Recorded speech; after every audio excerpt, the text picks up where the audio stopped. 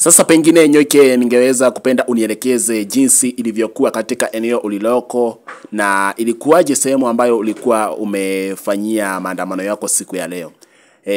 Hebu tuungane naye Nyoike Wamboi ili aweze kutueleza jinsi taswira ilivyokuwa katika eneo la Kiambu na pia mji wa Nairobi, ambapo walitoka eneo la Kiambu na kuelekea Nairobi kwa miguu.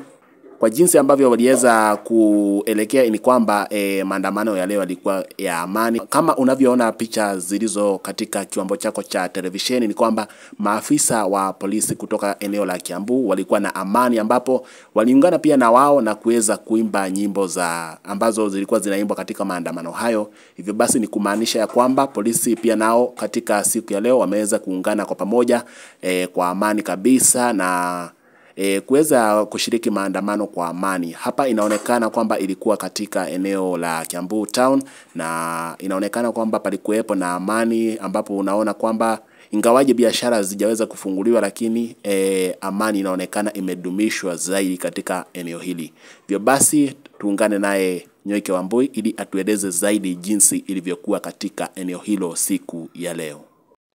Asante sana kaka Ken kwa huu muda mwingine ambao umenipatia. Leo nimeshinda upande wa Kiambu Town, kaunti ya Kiambu, na nilikuwa kwenye maandamano.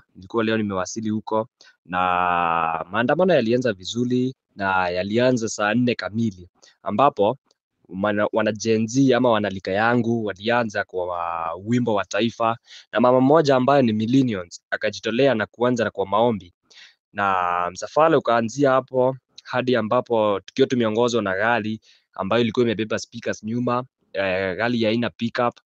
Na katika huo msafara niliona kuna askari wengi ambao walikuwa wamejihamu vizuri, wengine walikuwa na bunduki, wengine walikuwa na miti ya kivita, lakini tunashukuru Mwenyezi Mungu kwa sababu hali kulikuwa na askari wengi, walikuwa tu wamekuja kuweka amani. Hakuna kitu ambacho kiliweza kuharibiwa ama hakukuwa na uharibifu wa kitu chochote. Na pia tulianzia Kiambu Town tukaenda hivyo hadi Kiligiti tena tukasimama kwa mzunguko wa Kiligiti, na watu kwanza wakaimba, wakawekewa wimbo na hiyo gari ambayo ilikuwa imebeba speaker, na wana Gen Z wakakusanyika kutoka kwa hiyo eneo ya Kiambu Town ambao walikuja na huo msafara hadi Kiligiti, na tukaweza kushikana nao wanalika ama Gen Z wa Kiligiti, na tukaanza na wakafurahia kwanza madoido kidogo hivyo. Tukatoka hapo tukaenda hadi kwenye pahali pengine panaitwa Rowe. Hapo na hapo tukashikana na watu wa huko ama wanalika wa huko, wana Gen Z, tukifuatwa hadi na Millennials wengine wakichukua mavideo hivyo na masimu zao, na yalikuwa maandamano ambayo ilikuwa ya amani pia. Sikuona uharibifu wowote.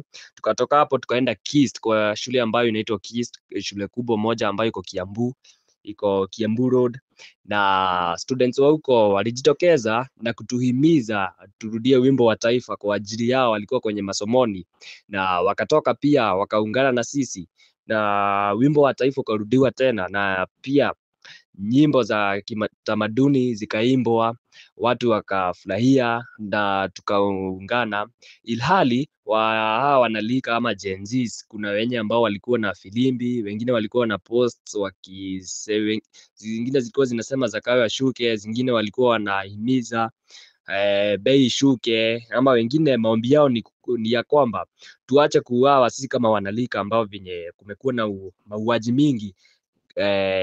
Juu saa hii ripoti imetoka ya kwamba kutoka last year hadi wakati huu mwezi huu June hii tarehe ya leo kumekufa Gen Z 63, na hao tukiangalia ni wanalika wengi sana, na hiyo ndio ilikuwa ombi letu. Utekaji nyara pia uwekwe kikomo hapo siku ya leo. Hatutaki kusikia mambo kama hayo, na hayo ndio maandamano ambayo ilikuwa inafanyika, tukiomba haya mambo yote ifanyiwe na rais. Na pia tukatoka hapo Kist, tukakusanyika tukiwa umati wa watu ambao haungeweza hadi kukauntika juu tulikuwa watu wengi sana. Tukatoka hapo tukielekea na upande wa Nairobi, ambapo tulifika Nairobi, tukafurahia pia kufika Nairobi miguu juu kama mimi hiyo ndio siku yangu ya kwanza kufika Nairobi.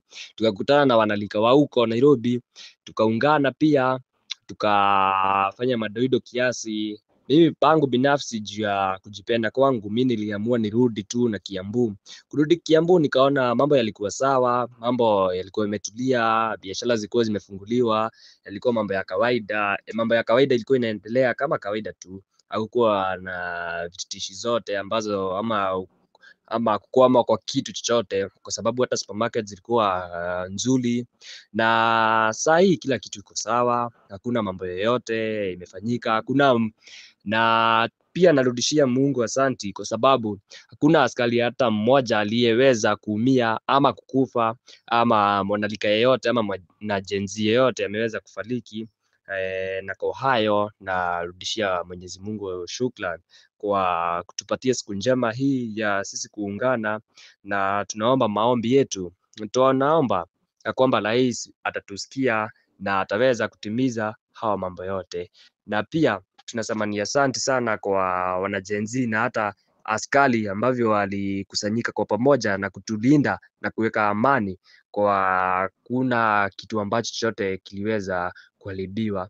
Angalau kulikuwa na watu ambao walijaribu, lakini mwishowe tulikuwa kufanikiwa na maandamano ya siku ya leo. Asante. Maandamano ya Nairobi siwezi nikakwambia kindani venye kulikuwa, kwa sababu sikumaliza hadi dakika 5. Mimi niliingia tu Nairobi town, nikaona venye kuko, nikaogopa, kwa sababu askari wa Nairobi town si kama ambao tulikuwa tumewaacha Kiambu town, kwa sababu Kiambu town hawako wanatumia tear gas, walikuwa wametulia, walikuwa hata wengine wao walikuwa wanaungana na sisi, wakifurahia na sisi, wakiimba nyimbo ambazo tulikuwa tunaimba. Lakini wa kaunti ya Nairobi walikuwa wamejihamu kabisa, wakiwa wameongoja kitu mbaya itendeke.